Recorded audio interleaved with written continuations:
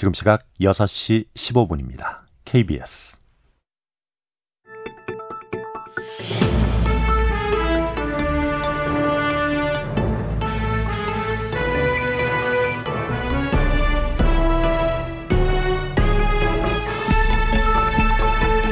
오늘 아침 일라디오. 올해는 봄이 참 빨리 왔습니다. 꽃만 일찍 핀 줄 알았는데 농작물에 피해를 주는 돌발 해충도 빨리 자라고 있었나 봅니다.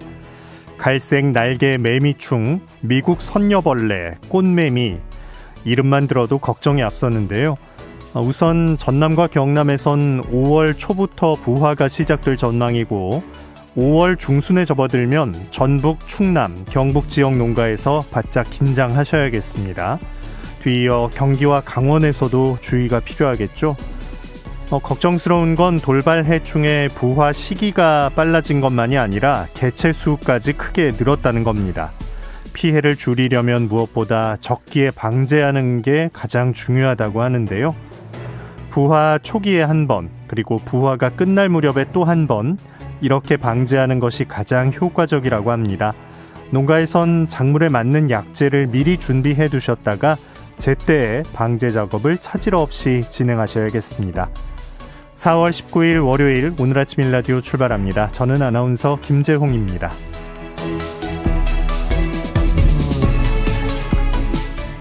바깥바람이 제법 찹니다. 전국 대부분 지역 기온이 5도 정도 되는데요.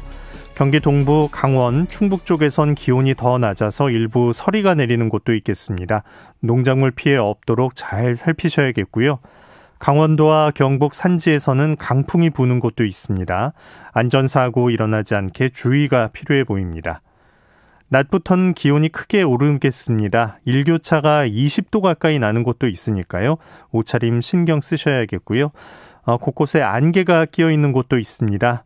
날이 많이 밝아지긴 했지만 안개등 켰는지 꼭 확인하시고 안전하게 이동하시기 바랍니다. 오늘 아침 일라디오 오늘도 생방송으로 함께합니다. 여러분의 많은 참여 기다리고 있습니다. 방송 들으시면서 단문은 50원, 장문 100원 드는 유료 문자 샵 9730 이용하실 수 있고요. 유튜브에서 KBS 일라디오 공식 채널 검색해서 들어오시면 채팅창도 마련되어 있습니다. 자, 오늘 월요일 아침 이번 한 주 퀴즈, 세상의 모든 농수산물 퀴즈, 새농퀴 시작되는 날이죠. 저희가 선정한 제철 농수산물이 퀴즈의 정답인데요. 오늘 힌트도 잘 들어보시고요. 정답 아시는 분들은 단문 50원, 장문 100원의 유료 문자 샵 9730으로 보내주시면 됩니다. 참여해주신 분들 가운데 20분 추첨해서 농촌진흥청에서 제공하는 웰빙 혼합 잡곡 세트, 경기 농촌 융복합 산업 인증 제품인 사과즙 세트, 모바일 커피 교환권을 비롯한 다양한 선물 보내드릴 테니까요. 많은 참여 기다리겠습니다. 자, 그러면 이번 주 새농퀴 첫 번째 힌트 지금 나갑니다.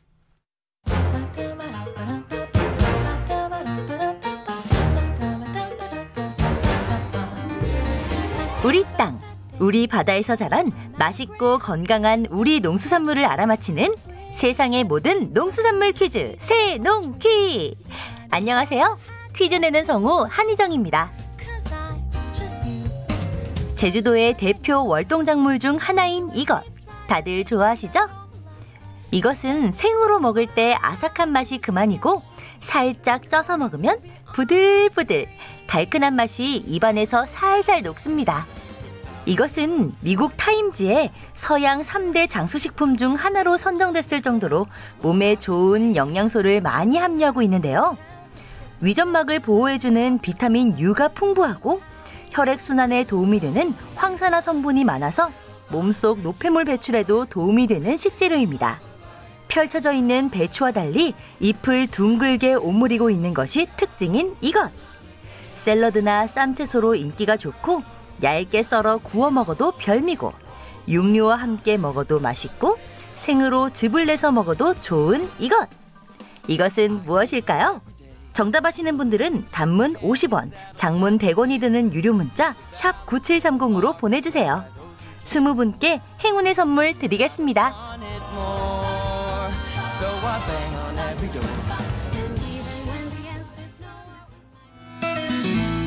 KBS 라디오 요즘 각종 예능에서 활발하게 활동하는 조세호 씨가 예전에 이것을 예명으로 쓰기도 했습니다.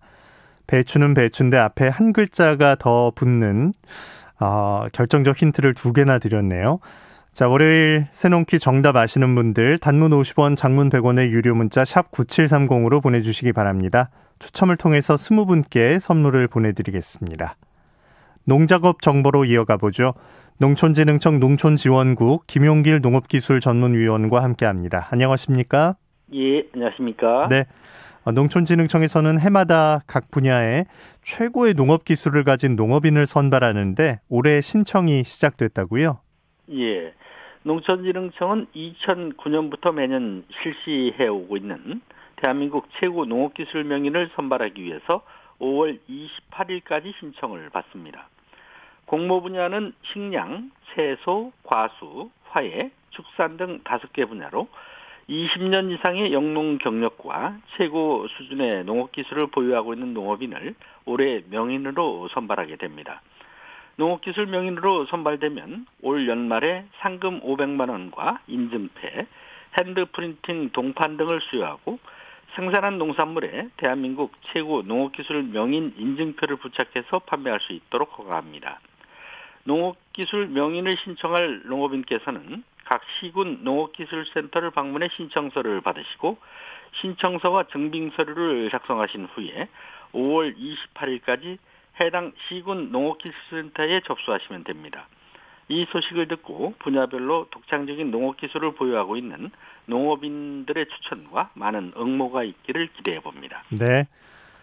지난주에 날씨가 갑자기 좀 변덕을 부려서 농작물 피해를 걱정했었는데 이번 주는 좀 날씨가 많이 도와줬으면 합니다. 농업 기상도는 어떨지 알려주시죠? 예. 말씀하신 것처럼 지난주는 갑작스런 한파와 강한 바람이 불어서 농업인들께서 피해 대책을 실천하시느라 긴장된 한 주를 보내셨는데요. 이번 주도 오늘과 내일까지 아침 기온이 낮을 것으로 예보된 만큼 농작물 저온 피해가 발생하지 않도록 보온 관리에 각별히 신경을 써주시고 주 중반부터는 기온이 회복되는 만큼 고추 등 밭작물 정식과 파종을 적기에 해 주시도록 준비를 해 주셔야겠습니다. 내일이 봄비가 내리면 곡식을 기름지게 한다는 절기인 이제 고구절기가 되는데요. 24절기 중 마지막 봄절기인 고구절기에는 모짜리 등 본격적인 농사를 시작하는 시기로 조상님들은 여겨왔습니다.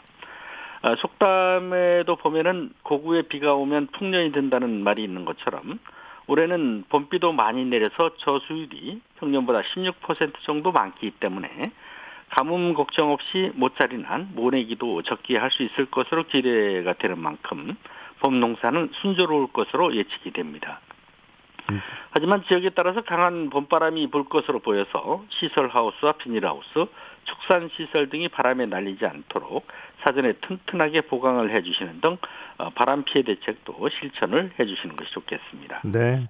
어제도 좀 서울에도 바람이 강하게 불었는데 봄바람이라고 만만하게 봐서는 안 되겠습니다. 단단히 좀 대비를 하면서 자, 그러면 이번 주 농가별로 실천할 농사 정보들 살펴보죠. 벼재배 농가는 어떤 작업을 진행할 시기인가요? 모짜리를 한 벼의 잎이 이제 2매에서 3매 이렇게 나오게 되면 모짜리 양쪽 마구리를 열어주거나 비닐을 일부 찢어줘서 한낮에 고온 장애를 받지 않도록 해주시는 것이 좋겠고요. 육묘 기간 중에 모판이 너무 습하게 되면 모잘록병과 뜸모 등 병 발생이 많아지기 때문에 습도 관리에 각별히 유념을 해주시고 수시로 잘 살펴서 병이 발생한 즉시 예방 위주로 방제를 해주시는 것이 좋겠습니다. 네. 이제 고추 모종을 본밭에 옮겨 심는 시기가 됐습니다. 모종이 바깥 기온에 잘 적응을 해야 할 텐데 밭작물 재배 농가에서 할 일도 살펴볼까요? 예.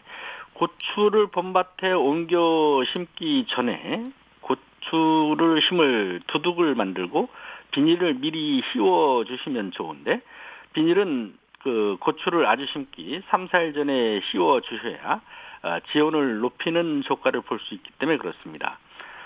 고추를 본밭에 옮겨 심기 전에는 모 굳히기 작업을 해주시는데 모 굳히기는 아주 심기 일주일 전부터 온실에 문을 좀 열어서 모 굳히기를 해주시되 외부 기온이 15도 이상일 때만 실시를 해줘서 고추 모종이 저온 피해를 받지 않도록 해주셔야겠습니다. 일모작 고구마를 재배하는 농가에서는 싹의 길이가 25에서 30cm 정도 되고 마디가 6개 정도 되는 좋은 싹을 골라서 남부지방은 5월 상순부터 중북부지방은 5월 중순까지 싹 심기를 마치도록 준비를 해주셔야 되겠고요. 단옥수수를 심은 농가에서는 옥수수 잎이 7에서 8매 나왔을 때 비료의 부족 증상이 나타나면 웃거름으로 시발당 요소 8에서 10kg을 기준으로 뿌려주시면 생육 촉진에 도움이 되겠습니다. 네. 자, 지난주 기온 변화 때문에 과수재배 농가에서 걱정 많이들 하셨을 것 같은데 이번 주에도 좀 주의 깊게 살피셔야겠네요. 예. 올해는 그나마 다행스럽게도 그 과수의 꽃이 일찍 폈다가 졌기 때문에 저온 피해를 예전에 비해서 좀 줄일 수 있는 기회가 되기도 했는데 이제 이런 시기를 지나서 과수 열매 속기를 할 때가 됐기 때문에 모양이 좋은 과실을 판단하시려면 이제 열매 속기 작업을 최대한 늦춰서 하시는 게 좋고 마무리 열매 속기는 동록이 발생한 과일과 기형과 등이 뚜렷이 확인되는 시기까지 기다렸다 하시는 것이 효과적이라 하겠습니다. 잎에 서리 피해가 발생했을 경우에는 착과량을 줄여주시는 게 좋고 꽃이 떨어진 후 열흘이 지난 후에 4종 복합 비료나 요소를 물에 타서 잎에 뿌려주시면 잎의 활력과 또 나무의 세력 회복에도 도움이 된다 하겠습니다. 네. 끝으로 축산농가가 챙겨야 할 일들 전해주실까요? 날씨가 따뜻해지면서 이제 호밀과 이탈리안 라이그라스 등 사료작물을 먹이기 시작하는 시기가 됐는데요. 갑작스럽게 수분이 많은 풀사료를 먹이게 되면 설사를 할 수 있기 때문에 소가 풀사료에 적응할 수 있도록 1, 2주간에 걸쳐서 서서히 마른 조사료와 함께 섞여 먹이시는 것이 좋겠습니다. 4월 1일부터 5월 12일까지는 상반기 구제역 백신 전국 일제 접종 시기인 만큼 축산농가에서는 접종 방법에 따라 기간 내에 빠짐없이 접종을 해주셔서 구제역 차단 방역 효과가 나타나도록 동참을 적극적으로 해주셔야겠습니다. 네. 이번 주 농작업 정보 농촌진흥청 김용길 농업기술전문위원과 함께했습니다. 고맙습니다. 예, 감사합니다.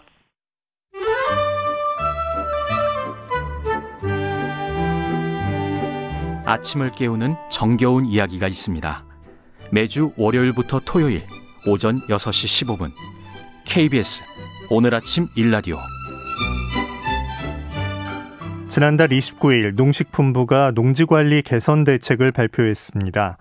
이 대책을 근거로 농지 투기 방지 4법이 발의됐고요. 여기에 그치지 않고 관련 개정안이 추가로 쏟아지고 있습니다. 오늘 농수산 이슈, 농지법 개정안의 주요 내용과 그 의미를 살펴보는 시간입니다. 한국농정신문 원재정 기자 전화 연결돼 있습니다. 안녕하십니까? 네, 안녕하세요. 한국농정신문 원재정입니다. 네, 최근에 국회에 농지법 개정안이 속속 발의되고 있다고요?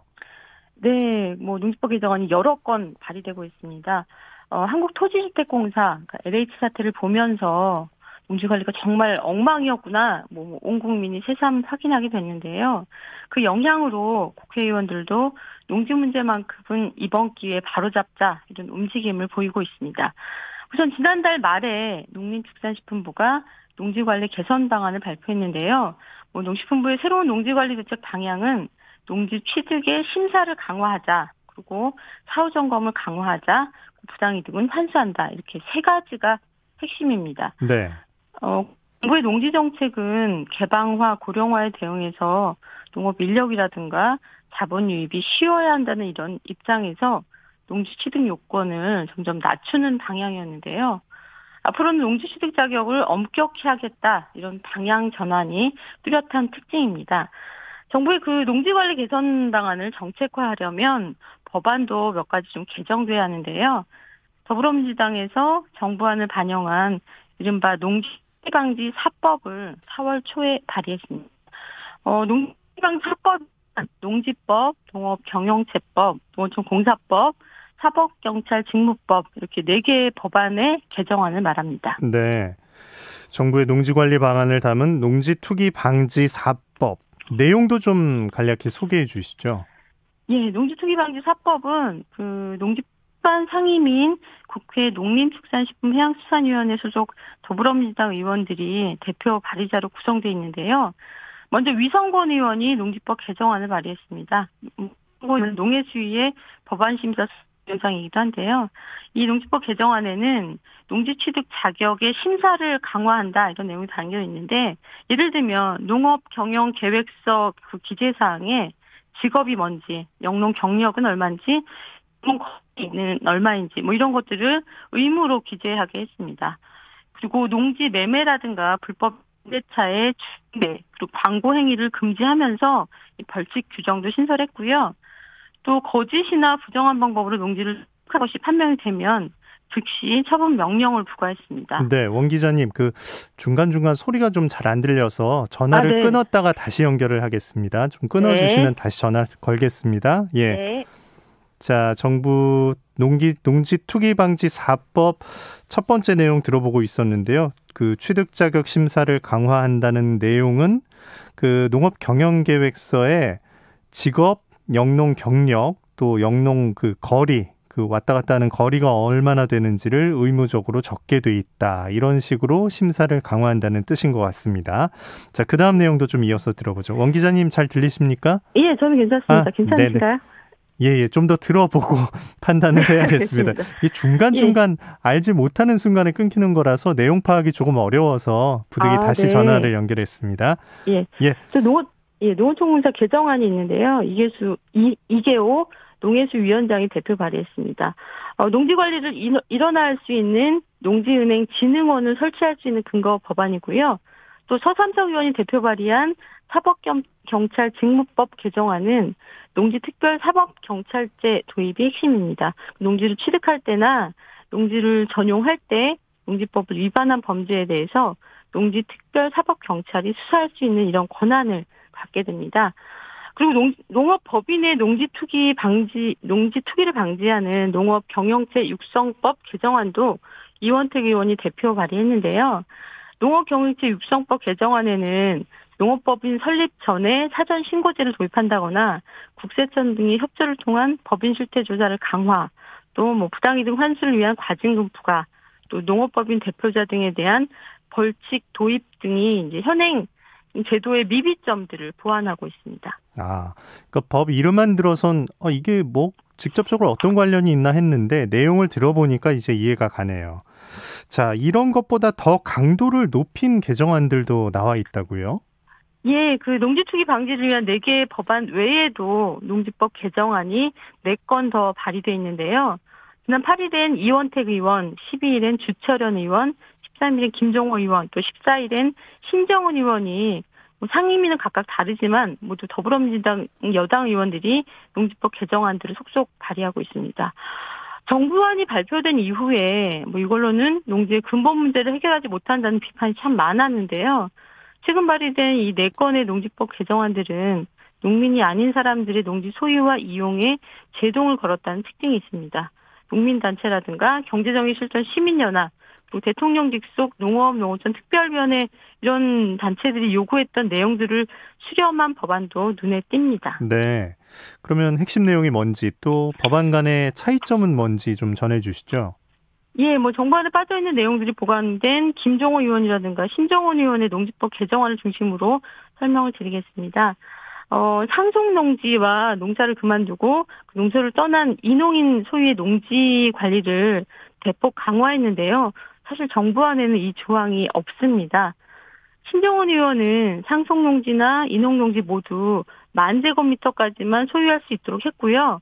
상속농지나 이농농지의 소유자는 기본적으로 작용을 하지 않기 때문에 모두 농어촌공사 농지은행에 위탁해서 이들 농지가 농사짓는 데 사용하게 했습니다.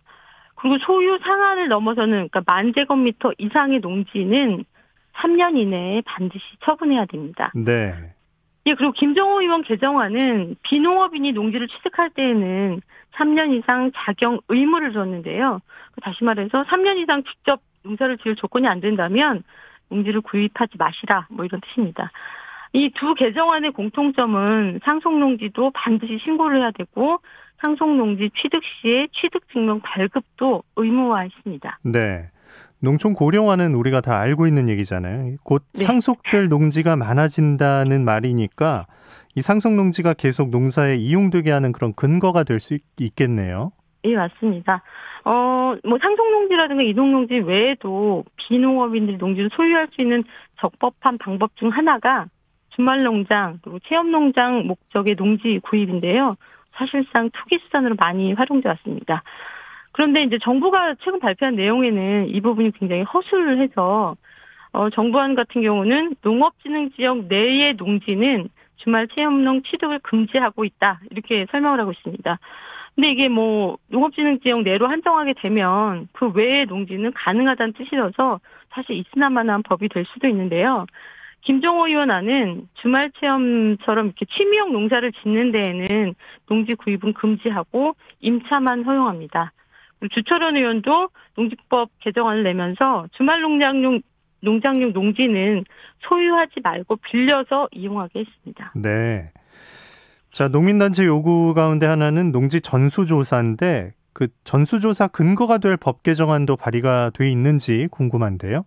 예, 뭐 농지가 어떻게 사용되고 있고 소유는 누가 하고 있고 또 전수조사 이런 것들을 전수조사를 통해서 실태 파악을 해야지 진단도 제대로 나온다는 게 이제 농민단체들이 농지 전수조사를 요구하는 이유인데요. 정부안에는 없었습니다. 하지만 김종호 의원, 신정훈 의원 법안에는 포함이 됐습니다. 정부안 같은 경우는 현재 지자체가 하는 실태 조사를 개선하겠다는 굉장히 소극적인 입장을 취하고 있는데요. 전국에 실태 조사를 하는 것이 쉽지 않다고 말하는 표면적 이유는 바로 비용 문제입니다. 돈이 너무 많이 들어서 전수조사를 하는 것은 어렵다는 건데요. 비용 문제가 핵심인 건지 전수조사의 후폭풍을 감당하기 어렵다는 건지 사실 잘 모르겠습니다. 반면에 김정호 의원과 신정훈 의원의 개정안은 농지 소유 실태, 거래 실태, 이용 실태 이런 농지 관련 실제 사항에 대해서 필지별로 정기적인 실태 조사를 하도록 의무화하고 있습니다. 예. 지금 들은 얘기들만 반영이 된다고 해도 농지 관리는 진짜 한층 강화될 것 같은데 국회 분위기는 어떻습니까? 예, 농지법 같은 경우는 지난 1994년 제정된 이후에 지금까지 전부 개정한 게 한 번, 또 일부 개정한 것은 17번 있었습니다. 문제는 이제 법이 개정되면 될수록 농지법이 누더기가 됐다는 점인데요. 한국토지주택공사의 그 농지 투기 사건으로 수많은 관심이 여기에 쏠려 있는 지금이 바로 농지 문제를 해결할 절호의 기회라는 것이 농민단체의 입장입니다. 지난 17일 국회의원회관 이계호 의원실에서 농민회기 소속 회장단이 농지법 정부안에 대한 입장문을 들고 이계호 의원, 위성곤 의원 또 이원택 의원과 간담회를 했는데요. 농민단체 원칙은 비농민의 농지 소유가 근절돼야 한다는 것이었습니다. 이 간담회 자리에 모인 의원들은 대체로 농민단체 의견을 동의를 했고요. 정부안과 또 농민단체가 요구하는 그 농지법에 대한 입장 차를 좁히기 위한 의견도 많이 좀 활발하게 개진을 했습니다. 중요한 건 국회 본회의까지 이들 법안이 살아남아야 한다는 건데요. 네. 이날 간담회에서 이계호 위원장 같은 경우는 주말 농장은 농지를 매입하지 말고 임차하는 방식은 충분하다 이렇게 동의하면서 진흥지역이냐 아니냐 상관없이 농지 매입 반대 입장에 힘을 실었습니다. 그리고 농지 전수조사 같은 경우는 특히 비용과 관련해서 농식품부보다 기획재정부 반대가 더 문제가 될 수 있다 이렇게 얘기를 하면서도 이번 기회가 아니면 전수조사라는 말조차 꺼내기 어렵다는 데 의견을 같이 했습니다. 그래서 이계호 위원장은 전수조사 같은 경우는 투기 근절에 대한 정부의 의지를 보여줄 수 있는 굉장히 상징적인 의미도 될 수 있다면서 긍정적인 입장을 보였고요. 이원택 의원은 지방자치단체 함께 비용 분담하는 방안을 고민해보자 좀 제안도 했습니다. 네. 농지는 농사 짓는 데 쓰여야 한다. 이런 말이 농민들이 농지 걱정하지 않고 농사 지을 수 있어야 한다. 이런 말과 통하지 않나 싶어요. 네, 맞습니다. 우리나라 농지는 지난해 기준으로 지금 156만 헥타르만 남아 있습니다. 1994년 농지법이 제정될 당시에 203만 헥타르였던 농지가 이제 전 국민의 안정적인 식량 생산 기능을 제대로 할 수 있을지 걱정스러울 만큼 빠른 속도로 사라져가고 있는데요. 농산물 생산을 안정적으로 하기 위한 이런 물적 토대인 농지를 보존하는 것은 여러 면에서 중요합니다. 생산 면적이 줄어드는 것도 1차적인 문제지만 농지가 줄어들면 농지 가격이 올라갈 수밖에 없고요. 뭐 농지를 빌리는 일 자체도 어려워지고 또 임차료가 비싸지면서 덩달아 농산물 값까지 올라갈 수 있습니다. 농지라는 생산 기반이 급속히 사라지는 것은 결국 도시인의 삶도 팍팍해진다는 사실 기억해 주셨으면 좋겠습니다. 네, 농수산 이슈 한국농정신문 원재정 기자가 전해드렸습니다. 고맙습니다. 네, 고맙습니다.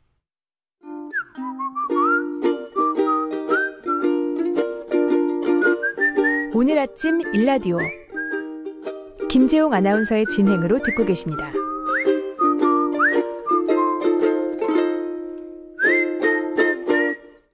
이번 순서는 민족문화콘텐츠연구원 박재희 원장이 전하는 고전으로 세상 읽기 시간입니다. 함께 들어보시죠.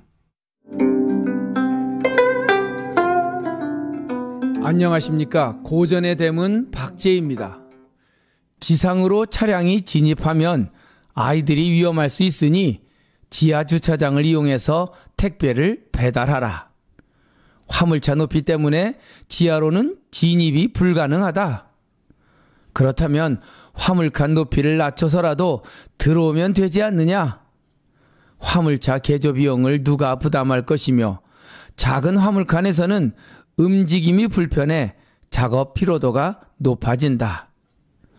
그러면 직접 화물을 들고 와서 배달하라. 그렇게는 못하겠으니 아파트 입구까지 와서 직접 찾아가라. 어느 아파트에서 입주민과 택배 노동자 사이에 한창 벌어지고 있는 설전 내용입니다. 문제는 감정이 개입되기 시작하면 자존심 싸움으로 번지게 되고 어떤 방식으로 결론이 나든 마음의 상처는 아물지 않는다는 것입니다. 주변에서 다툼을 보도하는 언론은 자극적인 문구로 상대방의 싸움을 말리기는커녕 더욱 마음을 상처나게 만들고 일부 구성원들은 깊은 성찰없는 말을 함부로 내뱉어 본질은 어느덧 간데없고 감정 싸움으로 치닫고 있습니다. 감정으로 번진 싸움은 누가 이기고 지든 상처만 남는다는 특징이 있습니다. 그래서 손자병법에는 100번 싸워 100번 이기는 것보다 상처나지 않고 싸우지 않고 상대방을 이기는 것이 더욱 수준 높은 승리의 방법이라고 강조하고 있는 것입니다. 한국의 인성교과서 명심보감에서는 마음 경영에 관한 인문학적 성찰이 많이 나옵니다. 심청 목매 아니라 마음이 맑고 깨끗하면 꿈자리도 편안하다. 심안 목 온이라 마음이 편안하면 누추한 집도 행복하다. 성정 채갱향이라 마음의 본성이 안정되면 나물국도 향기롭게 느껴질 것이다. 명심보감에 나오는 마음에 대한 구절입니다. 아무리 좋은 집에 살고 맛있는 음식을 먹더라도 마음이 불편하고 상처가 나면 꿈자리도 뒤숭숭하고 입맛도 없어진다는 것입니다. 세상에 어떤 일이든 마음이 안정되면 만사에 슬기롭게 대처할 수 있습니다. 마음이 불안하고 안정되어 있지 않으면 작은 일도 크게 보이고 쉬운 일도 어렵게 풀려고 합니다. 그래서 명심보감에는 마음을 잘 안정시켜 만사에 대응하라는 말을 하고 있습니다. 정심응물이라. 정심, 마음을 안정시켜서 응물, 만사에 대응하라. 마음을 탄탄히 안정시키고 내 앞에서 벌어지는 일에 대처하라는 화두입니다. 이번 아파트 입주민과 택배 노동자들이 대립해서 다행인 것은 택배 노동자의 고충을 이해한다는 입주민들도 있고 아파트 주민의 마음을 이해한다는 택배 노동자도 있으니 서로 마음을 잘 다스려 상대방을 먼저 생각하고 배려해 준다면 좋은 결과가 나올 수도 있을 것 같습니다. 정심, 응물. 마음을 잘 안정시켜 상대방을 대하라. 그러면 모든 것이 너그럽게 보이고 이해가 될 것이다. 마음 경영이 화두인 시대에 우리 가슴에 깊이 새겨야 할 구절입니다. 고전의 대문 박재희였습니다. 오늘 아침 일라디오 함께하고 계십니다. 지금 시각은 6시 45분입니다.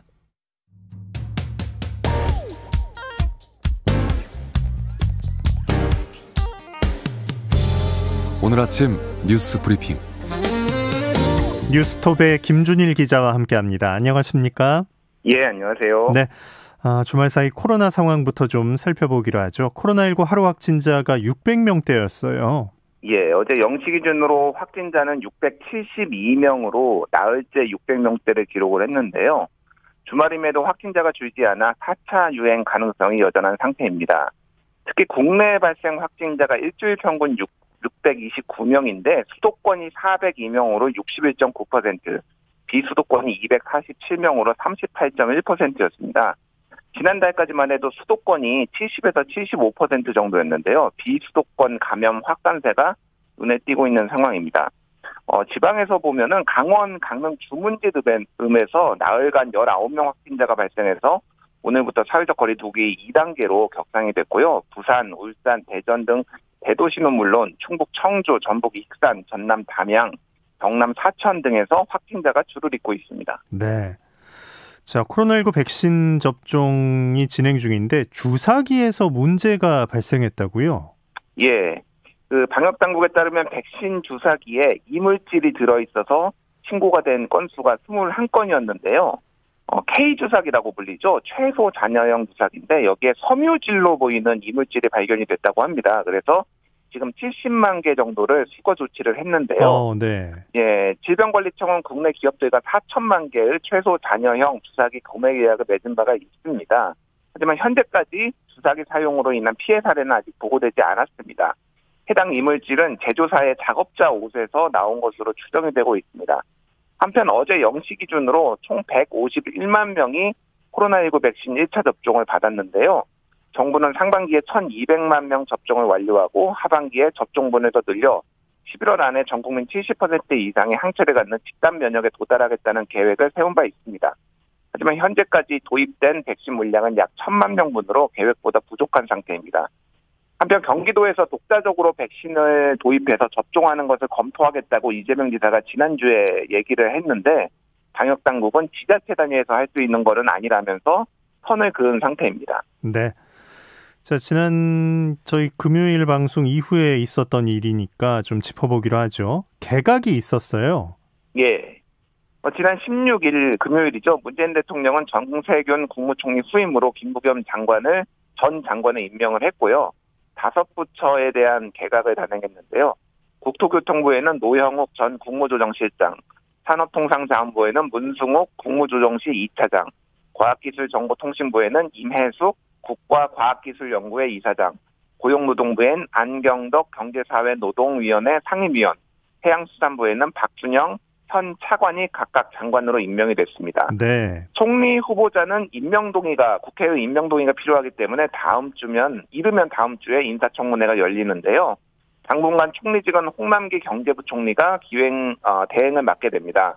그럼 김부겸 후보자가 총리가 되면 홍남기 부총리도 교체될 가능성이 높은 상황입니다. 네. 자, 미국이 일본의 후쿠시마 오염수 방류 문제에 대해서 개입하지 않겠다라는 뜻을 밝혔어요. 예. 지난주 초에 일본 정부가 후쿠시마 사고 원전에서 나온 방사능 오염수를 해양 방류하겠다 이렇게 밝히면서 파장이 굉장히 컸죠. 그래서 일본 정부가 방류를 발표하자마자 미국 국무부가 지지 의사를 밝혔는데요. 지난 토요일에 존 케리 미국 대통령 기후특사가 한국을 방문을 했습니다. 근데 이 문제에 있어서 미국은 개입하지 않겠다 의사를 명확하게 표현을 했어요. 네. 어제 기자간담회가 열렸는데 한국 기자들의 질문이 있었습니다. 일본을 설득해서 한국 정부가 요구한 충분한 정보를 전달할 수 있도록 미국이 역할을 할 수 있느냐. 그러니까 도대체 오염수 안에 뭐가 있는지 이런 거를 한국도 검증하게 해줄 수 있느냐 이런 거를 물어봤는데 존 케리 특사는 우리는 IAEA의 능력과 일본에 대한 확신을 갖고 있다. 우리는 개입을 계획하고 있지 않다라고 선을 명확하게 그었습니다. 정의용 외교부 장관도 오염수에 대해서 상당히 우려를 표명을 하면서 이미 전달을 했는데 그럼에도 불구하고 미국 입장이 명확한 건데요. 다음 달 말에 문재인 대통령이 미국을 방문해서 바이든 대통령하고 정상회담을 갖습니다. 그래서 북핵 문제가 이제 가장 큰 이슈가 될 것은 분명한데 여기에 후쿠시마 오염수 문제도 아마 테이블에 오를 것으로 예상이 되고요. 또 백신 수급 문제도 얘기가 나올 것 같아요. 예. 그래서 지난 금요일에 미국하고 일본하고 정상회담을 가졌거든요. 여기에서는 근데 오염수 얘기가 전혀 나오지 않았고 백신 같은 경우에는 화이자 백신을 스가 총리가 확보했다 이런 거를 이제 일종의 정상회담 선물이죠. 이런 것들이 발표가 돼서 우리나라도 어떻게 될지 좀 지켜봐야 되는 상황입니다. 네. 자, 더불어민주당 새 원내대표에 윤호중 의원이 선출됐습니다. 국민의힘도 원내대표 선거 전에 돌입했다고요? 예. 지난 금요일에 이제 민주당 국회의원들이 투표를 해서 윤호중 의원이 169표 중에 104표를 얻었습니다. 그래서 65표를 얻은 박완주 의원을 제치고 신임 원내대표에 선출이 됐는데요. 윤호중 의원은 좀 강성 친문이다 이렇게 분류가 되고 있어요. 그래서 당선 뒤에 정견 발표를 했는데 속도 조절은 핑계다. 검찰개혁, 언론개혁, 많은 국민들이 염원하는 개혁 입법을 흔들리지 않고 중단 없이 추진하겠다라고 밝혔습니다. 한마디로 얘기하면 이번 선거가 제대로 개혁을 하지 못해서 재보궐선거에서 패배한 것이다. 이런 당내 주류의 시각이 좀 반영됐다라고 볼 수가 있는데요. 이에 따라서 제1야당인 국민의힘 원내대표에도 관심이 쏠리고 있습니다. 지금 김기현, 권선동, 김태흠, 유이동 의원 등이 출사표를 던졌거나 오늘 내일 이제 정견 발표를 할 예정입니다. 그래서 네. 통합이냐 쇄신이냐 이게 좀 주요 쟁점인데요.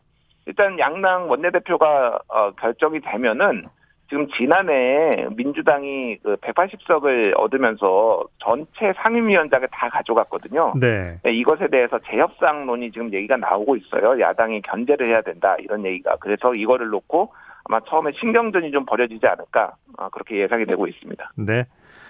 자, 요즘 여성 군복무 얘기가 갑자기 좀 나오고 있다고 하는데 이유가 있죠? 예. 젠더 갈등이 20대의 남녀의 젠더 갈등이 뭐 하루 이틀은 아닌데 지난 재보궐선거에서 20대 남성들이 특히 이제 민주당에 표를 많이 안 줬다 이런 분석이 출구조사 결과 나왔죠. 그래서 심지어 60대 남성보다 20대 남성이 표를 안 줬다. 그러니까 민주당이 약간 뭐 충격에 빠졌다고 할까요? 네. 그렇게 그래서 지금 역차별을 개선해야 되는 거 아니냐 이런 얘기들이 지금 당 안팎에서 계속 나오고 있어요.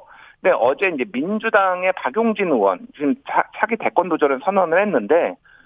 주말 사이에 모병제 그리고 남녀 평등 복무제를 제안을 했습니다. 이게 뭐냐면은 남녀 불문하고 모두가 40일에서 100일 정도의 기차 군사 훈련을 의무적으로 받는 혼합형 병역 제도인데요.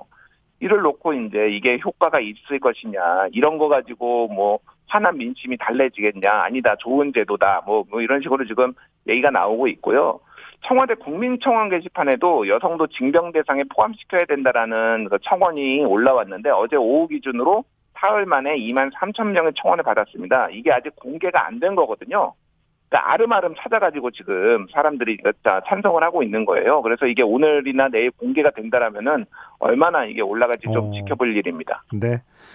자, 남양유업 얘기를 끝으로 좀 해보죠. 지금 과장된 홍보를 해서 무리를 빚었는데 뭐 특허 얘기도 좀 있고 논란 속에 좀 휩싸여 있죠. 예, 지난주에 남양유업이 불가리스가 코로나19 바이러스를 억제하고 사멸시킨다는 연구를 이렇게 발표를 했는데 이게 이제 남양유업이 돈을 대서 한 연구였거든요. 그러니까 이게 과장이다라는 얘기가 많이 나와서 홍역을 치렀고 네. 식약청에서는 2개월간 영업정지까지 해버렸습니다. 그래서 지금 고발 조치까지 당한 상황이라서 남양유업이 굉장히 어려운 상황인데 16일에 사과문을 발표를 했는데 지금 국민들이 소비자들이 굉장히 화가 난 상태예요. 그래서 일부에서는 불매운동을 벌이자라는 얘기까지 나오고 있습니다. 그래서 남양유업은 2013년에도 대리점 갑질 사태로 소비자 불매운동을 한번 당한 다음에 굉장히 점유율이 많이 떨어졌거든요. 그래서 지금 원래는 2위였는데 지금은 이제 메일유업의 2위 자리까지 넘겨준 상황이고 주가도 8년 전에 비해서 3분의 1까지 떨어진 상황이라서 이번 사태가 어디까지 번질지 지켜볼 상황입니다. 네, 뉴스브리핑 뉴스톱 김준일 기자가 전해드렸습니다. 고맙습니다. 예, 감사합니다. 자, 오늘 아침 공기는 서늘한데 한낮엔 기온이 20도 안팎까지 오르면서 일교차 큰 하루입니다. 입고 벗기 편한 옷차림으로 체온 관리 잘 하셔야겠습니다. 대기가 좀 건조합니다. 영동, 영남, 충북 지역엔 건조주의보 내려져 있고요. 동해안에 내일까지 강한 바람이 분다고 하니까 산불 등 화재 발생하지 않게 각별히 신경 쓰셔야겠습니다. 오늘 아침 일라디오 아나운서 김재웅이었습니다. 활기찬 한 주 시작하시기 바랍니다. 오늘도 안전하고 건강하게 보내시고 내일 아침에 다시 오겠습니다. 고맙습니다.